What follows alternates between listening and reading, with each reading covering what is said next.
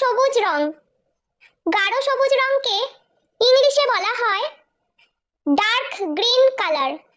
Dark green colour মানে গাঢ় সবুজ রং। সাদা রং। সাদা রংকে ইংলিশে বলা হয় হোয়াইট কালার। হোয়াইট কালার মানে সাদা রং। ধূসর রং। ধূসর রংকে ইংলিশে বলা হয় গ্রে কালার।